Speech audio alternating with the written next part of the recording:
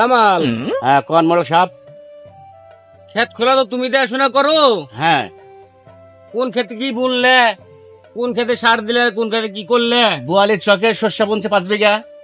হ্যাঁ আর ওই বড় বিলের নিচে বুনছে 6 বিঘা। হ্যাঁ হ্যাঁ। এই শুনতাছি কি জারিসা ছেলে পেলে যায় শস্য ক্ষেত্রে খুবই মানে জ্বালা যন্ত্রণা করতেছে। হ্যাঁ। চলেন যাই ক্ষেত দেখতে হবে। আচ্ছা মনে করো আমি তো কামে ব্যস্ত, সার মার কোন খেতে দেও নাই, কোন খেতে কম হয়েছে, ক্ষেত গুলো দেখতে হবো। হ্যাঁ চলেন যাই মোড়ল সাহেব, সব ক্ষেত খোলাই মানে যে ঠিক আছে, সার দিছি। এখন আপনার সাথে যাই, মানে আপনি আমার সাথে চলেন যে ক্ষেত দেখে আসি। ঠিক আছে চলো। চলেন, রোদ হয়ে গেছে, চলেন চলো মোড়ল সাহেব। চলো। আসসালামু আলাইকুম মোড়ল সাহেব। ওয়ালাইকুম আসসালাম।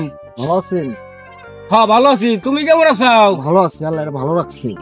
মোড়ল সাহেব আসার সময় দেখলাম আপনার ক্ষেতের পাশে পোলাপান ছবি উঠাইয়া হ্যাঁ হ্যাঁ ক্ষেত গুলা মলন দিয়ে ফেলাইছে। আপনি হ্যাঁ। কিন্তু ফসল গুলা ভালো হবে না, বুঝছেন? হ্যাঁ। আপনি যাই একটু দেখেন। ঠিক আছে। তাহলে মোড়ল সাহেব আমি আসি, আসসালামু আলাইকুম। ওয়ালাইকুম আসসালাম।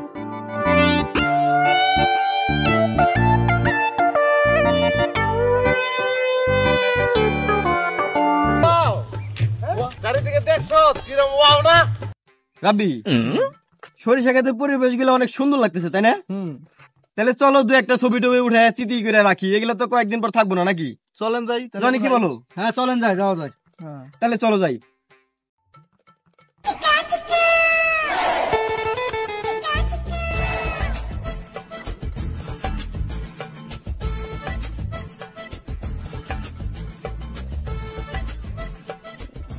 মোড়ল সাহেব, ছেলেটা কথাটা বললো যে কথা তো মিথ্যা না।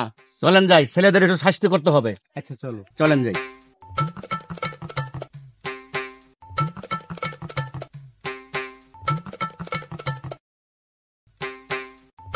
মোড়ল সাহেব, এই যে যে সব ক্ষেত আমাদের, বুঝছেন? এই যে ওই যে দেখা যায় ওইটা, তারপর ওই যে ওইটা। চলেন যাই। ঠিক আছে।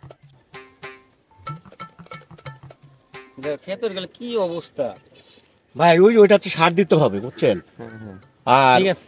ওই যে ওই চকটা আমার, ওই যে ওইটা, ওই ওই ক্ষেত্রে দেখেন শস্য ভালো হয়েছে, আর ওই যে ওই শস্যটা একটু নর্মাল হয়েছে। জামাল, হ্যাঁ কোন মোড়ল সাহেব? এই যে ক্ষেতে সার কম হয়েছে, হ্যাঁ এখানে সার দিবা। হ্যাঁ ইনশাল্লাহ ভাই, কালকে আমি আইনা দিয়ে দেবো আর কি। হ্যাঁ আর এই ক্ষেতে পানি পানি লাগবে, পানি দিবা। হ্যাঁ, পানি এলাকার সাথে আমি কথা বলছি। কথা শোনো, তুমি তো কিছুই খালি চকি কাজ করো, কোনো কাজ কাজ বুঝো না। এখানে না, এটা পানি দেওয়ার ব্যবস্থা করছি তো ভাই। আচ্ছা ঠিক আছে, এগুলো পানি দিবা। দেখছো ক্ষেতগুলো শেষ, ক্ষেতগুলো নষ্ট করে ফেলাইছে, দেখো। হ্যাঁ মোড়ল সাহেব, আমি দেখছি তো। হ্যাঁ। ছেলে পেলে যে কথাটা বললো সে সত্যি বলছে। এটা আপনার দেখতে হবে, আমি বলে দেবো।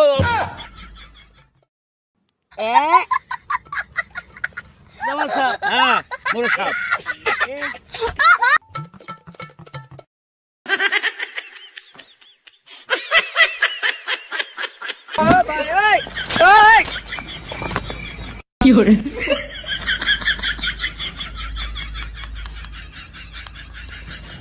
হ্যাঁ মোড়ল সাহেব, সাল ফসল হাগার জায়গা পায় নাই, আমাদের ক্ষেত্রে শস্য ক্ষেত্রে এসে হাগিয়ে দিয়েছে।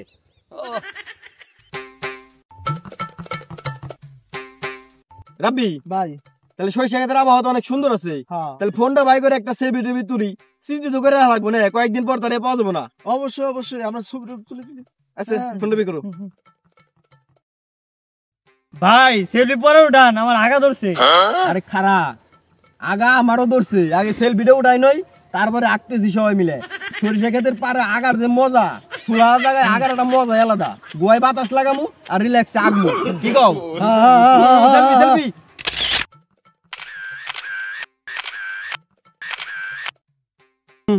চল চল চল চল।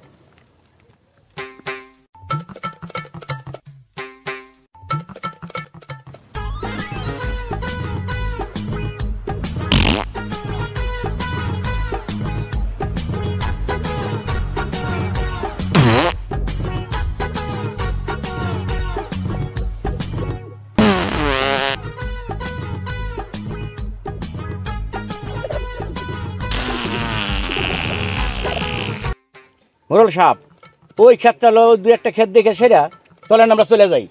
হ্যাঁ চলো যাই, সন্ধ্যা লেগে গেছে, নামাজের টাইম। না ওই ক্ষেত্রে দিয়ে চলে যাই, চলো যাই। আসেন। আচ্ছা।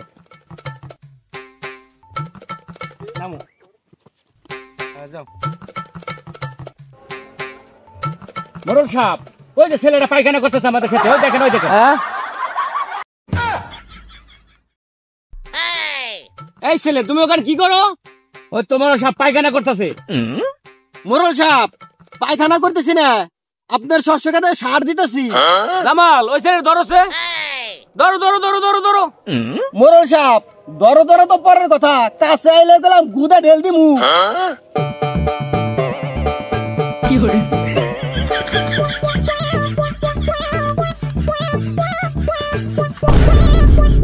মোড়ল সাহেব আমি শেষ।